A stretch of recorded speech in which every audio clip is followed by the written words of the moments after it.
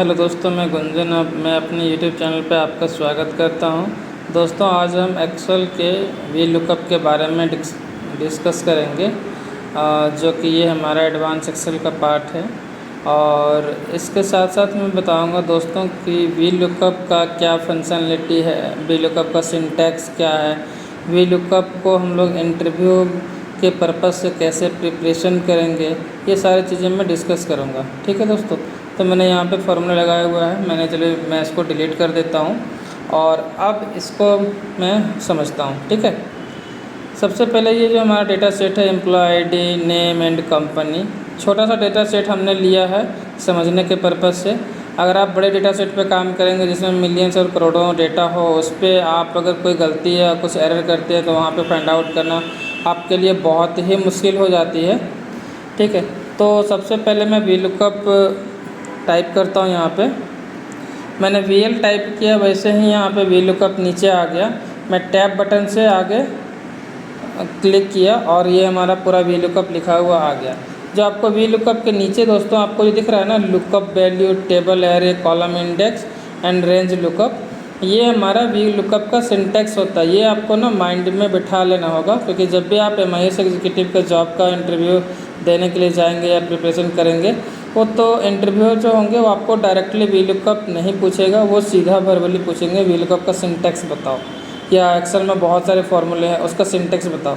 तो सिंटैक्स के बेस पे ही हम फार्मूला को लगाते हैं। तो चलिए मैं यहाँ पे लगा रहा हूँ।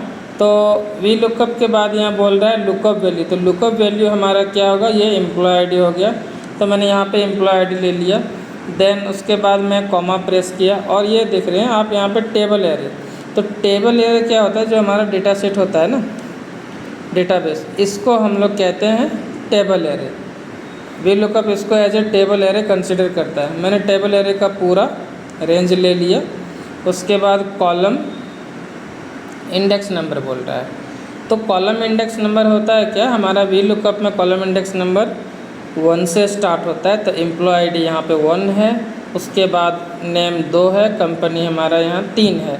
तो हमें यहाँ पे क्या उठाना है, नाम उठाना है। तो इसके लिए हम यहाँ पे 2 प्रेस करेंगे, कॉमा, और इसके बाद हम 0 दे देंगे।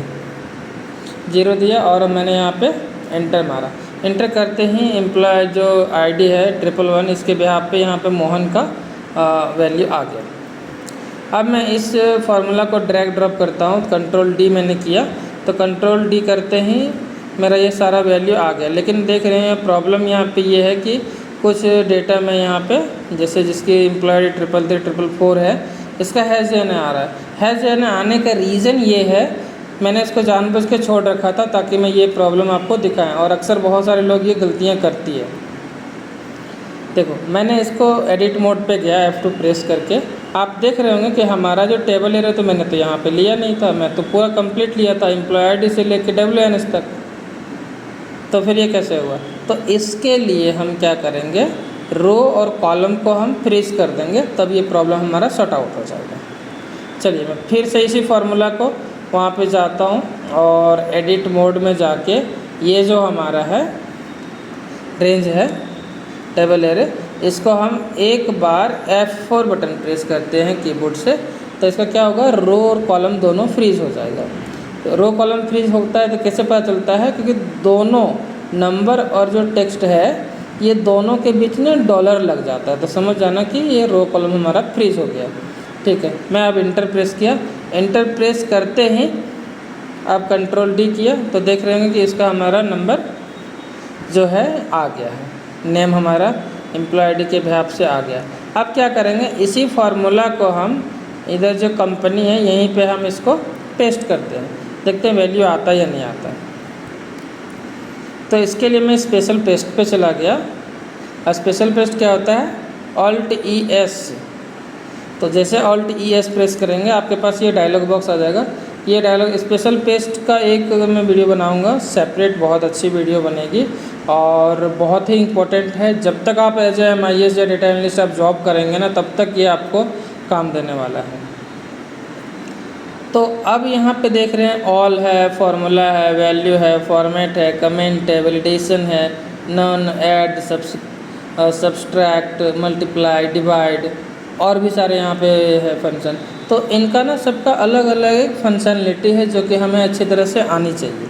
तो अभी हमें जो ज़रूरत है यहाँ पे फार्मूला का, तो मैं फार्मूला पे क्लिक किया, या तो आप F प्रेस करके इंटर कर सकते हैं डायरेक्टली। फिर भी हम यहाँ पे देख रहे हैं कि यहाँ पे हैज़ यानी वैल्यू आया। हैज़ यानी आने का रीज़न ये है क्योंकि हमारा जो रेंज है लुकअप वैल्यू का ये खिसक गया है। चलिए मैं F2 करके आपको दिखाता हूँ।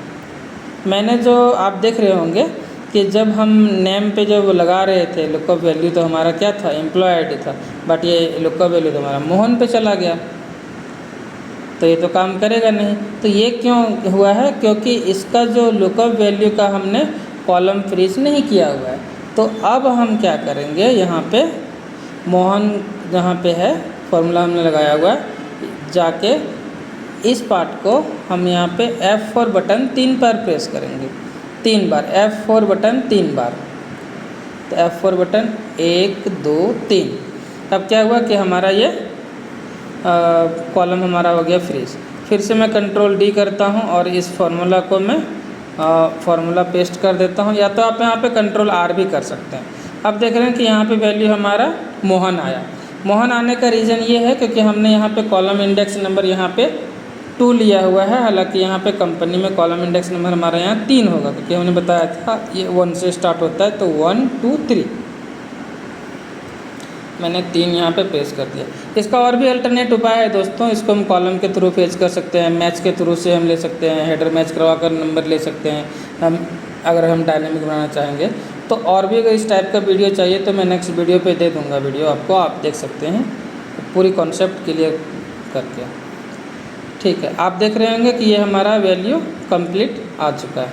ठीक है, अगर आप हमारे दोस्तों इस YouTube चैनल पे नए हैं तो प्लीज़ अब लाइक एंड सब्सक्राइब कर लीजिए। मैं आपको गारंटी देता हूँ कि अपनी सभी वीडियो पे 100% दूंगा, और उस वीडियो में से हमेशा मैं अलग अलग दूंगा, कुछ अलग मैं बताऊंगा, ताकि आपको कोई भी इंटरव्यू प्रिपरेशन करने में दिक्कत ना हो, कॉन्सेप्ट क्लियर हो। और बड़े डेटा के अलावा आप छोटे डेटा पे प्रैक्टिस कीजिए, और बड़े डेटा पे आप रिपोर्ट बनाइए।